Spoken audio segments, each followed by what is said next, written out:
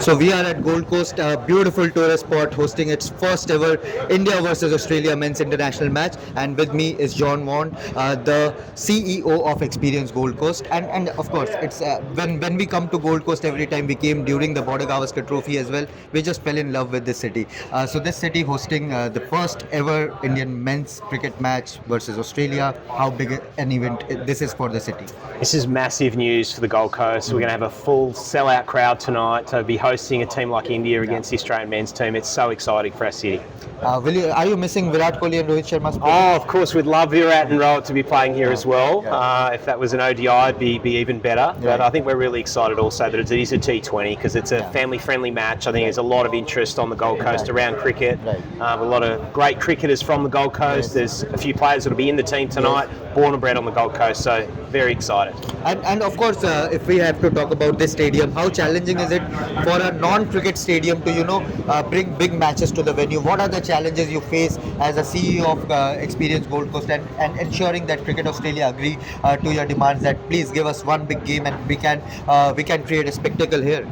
Well, like cricket takes a partnership, putting a game on like tonight, it's taken a big partnership between Experience Gold Coast, the City of Gold Coast, Cricket Australia and the team here at the stadium. And the team have done a lot of work working together, making sure all the details are perfect. We've been blessed with great weather. It's a beautiful part of Australia in southeast Queensland, and we're really excited about tonight's game. And how big is the Indian tourism in terms of Indian people coming to Gold Coast and helping boosting Gold Coast tourism? How big is it? Yeah, India's a really important market for us. Currently, it's the 5th biggest market into the Gold Coast already, and we expect that'll become probably 4th and 3rd in the next 1 to 2 years, and I think it'll be in the top 2 within 5 years. So it's a really growing, important market. It's also important for trade, tourism, also film. There's a lot of films that are produced and made on the Gold Coast also. So yeah, we're really excited about this game for many reasons. It's going to be a great night. Yeah, perfect place to shoot a Bollywood movie. Beautiful beaches, excellent skyline. So what else do you need? This stadium is so beautiful that John suggested that why not we come to the stands and continue our interview. So here we are sitting in the Gold Coast Stadium. John, again, I was asking you about the challenges of a city to host an Olympic game. It's a huge affair for the world sport. But what are the challenges that you are going to face or in terms of building the infrastructure or in terms of promoting the event so that maximum people can come here, enjoy the city of Gold Coast, and at the same time have the experience of watching the games? So for 2032 Olympic and Paralympics, the Gold Coast is actually a host city with Brisbane. And what that means is that we'll be between 8 and 10 Olympic and Paralympic sports that'll be here in 2032. Now, we're all hoping that cricket will be obviously in LA in 28 and then will be also here in 2032. And what we would be hoping, therefore, is that one of those games, at least some of the rounds, would be played here on the Gold Coast. And what we would expect is that the games would be played across other venues in Queensland, and that would, of course, include the Gold Coast, which would be so exciting. Will you be pushing for the medal matches to be played here? Oh, look, it's a few years away. What I can say is that everyone on the Gold Coast works very closely with the state government, and we'll be working very closely with all the Olympic authority teams to make sure that the games, which has been the government strategies, have been really shared across the region to make sure that these are games for all of Queensland. So that's something that's very exciting.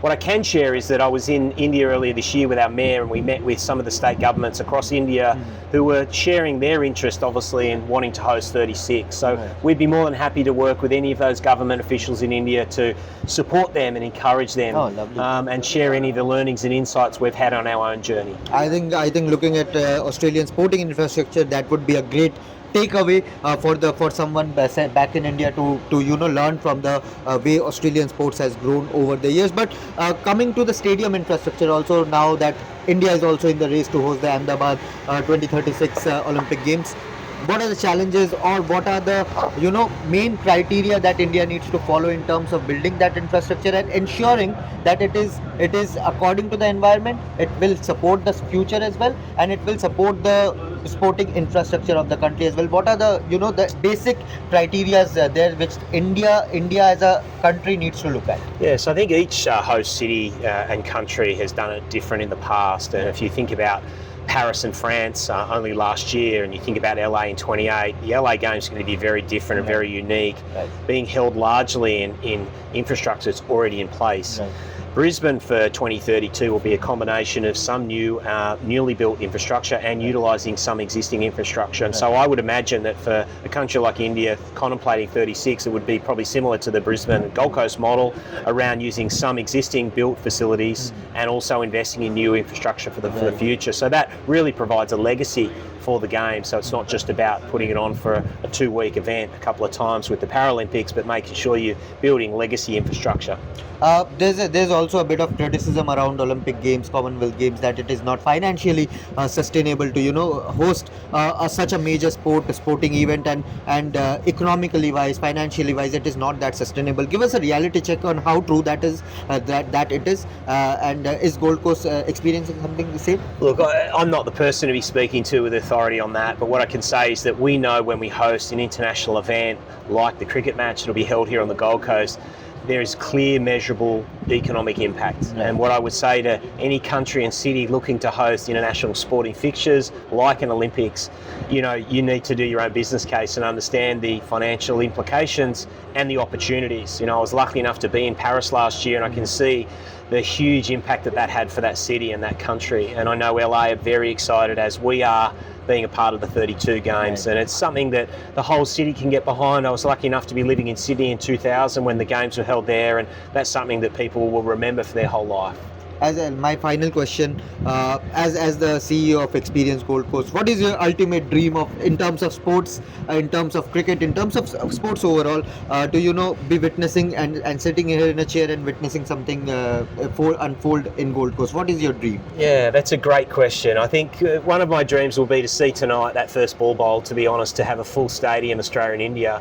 But I think looking forward, we'd love to see more international content here, and I think it'd be really interesting to see as the IPL expands and ownership models change across sporting teams in cricket. I think it'd be wonderful to contemplate securing an IPL game here in the future.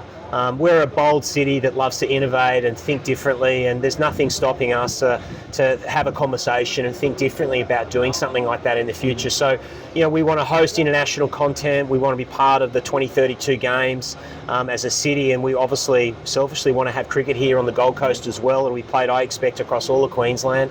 But I think having the IPL here and building that connection with India, because I think strategically India is a really important market for the Gold Coast. I expect it'll be the top 2 market, maybe top 1 in the next 5 to 10 years.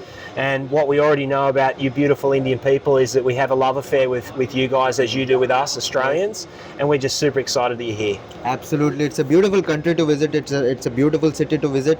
So if you have plans to go to a very typical touristy destination, then I would suggest scrap your plan to come to Gold Coast, and you will definitely enjoy it. Australia is a beautiful country. But thank you so much, John, for your inputs, and it was lovely having this chat with you. It's our pleasure. Thank you. IPL game, IPL teams, BCCI, maybe one day. Thank you so much. Thank you. Morrison, Executive General Manager of Events and Operations at Cricket Australia, and we're thrilled to be here on the Gold Coast. What a picture-perfect day. Couldn't be any better for a game of cricket. The series tied 1-1 between Australia and India, and I just want to say a massive thank you to Experience Gold Coast. John Vaughan and his team made this happen. They came to us and said, we have a vision for having cricket back on the Gold Coast, and with this match hosting India, it's been great to see, and events like this don't happen unless you have great partnerships. So I want to say a really big thank you to him and the team. The City of Gold Coast have been amazing as well over the week, so we know we're going to see a huge crowd. We'll see a sellout. There's over 20,500 tickets have already been sold, and we know they'll get snapped up very quickly by the end of the day. So we hope we put on a great show. The weather has done the right thing, and we've got 2 world-class teams who have a fierce rivalry. So really looking forward to seeing the game tonight. John, one question from India. When it comes to India, Australia, all the 5 iconic grounds, they hold special attention by the Indian fan and respect. Isn't it a little surprising that it was being such a tourist destination, it has taken so long?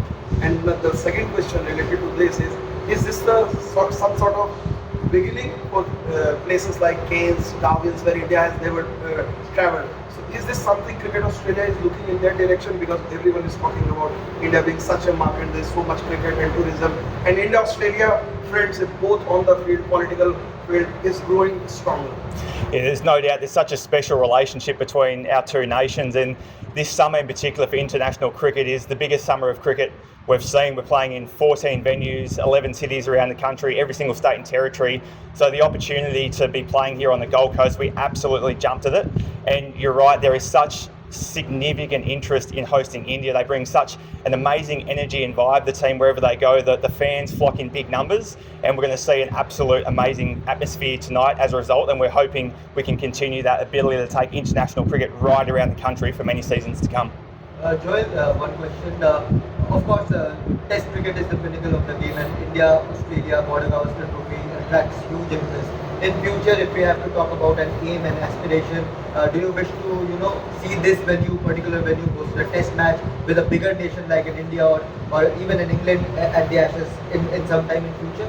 There's no doubt here at Gold Coast Stadium, it's a world-class venue. Anytime we get to bring cricket here is an absolute privilege, and we'd certainly love to talk to John Vaughan and his team about future opportunities. And the best way to start that is by having a big event tonight, and there's no doubt people are voting with the tickets or they're purchasing, so we're hoping to see them turn up in strong numbers, sold out, plenty of noise, plenty of colour, and then where the future takes us from there, certainly happy to pick up the conversation. Well, of course, Brisbane is hosting the Olympics in 2032 and Gold Coast is the co-hosting, if I'm not wrong. So is there any chance of cricket being played at this particular venue? Yeah, one of the great things about Queensland is there's so many amazing stadia, and we're really hopeful that with cricket in the 2028 Olympics that there's a runway for cricket to be in 2032, and being able to take cricket right around Queensland would be quite amazing. So we certainly hope there's those opportunities, and we look forward to working to bring that to life in due course. What does gameplay look like in this stadium? Well, it's quintessentially Queensland here on the Gold Coast. Beautiful open air stadium. The breeze here right now is amazing, blue skies. So it's I'll start that again. Is that microphone still working? Yeah. Getting too excited being here on the Gold Coast. I'll hold another one. Thank you. Got the claw. Yeah, the stadium here is quintessentially Queensland. Beautiful blue skies, the breeze is coming through, so a very party atmosphere, and we're just going to see such amazing vibrancy from the fans tonight, plenty of joy, so a really great and different atmosphere, and it's really special to be playing cricket here on the Gold Coast. Outside of those ticket sales, Joel, what does success look like? What guarantees the Gold Coast another major event, another major cricket match like this?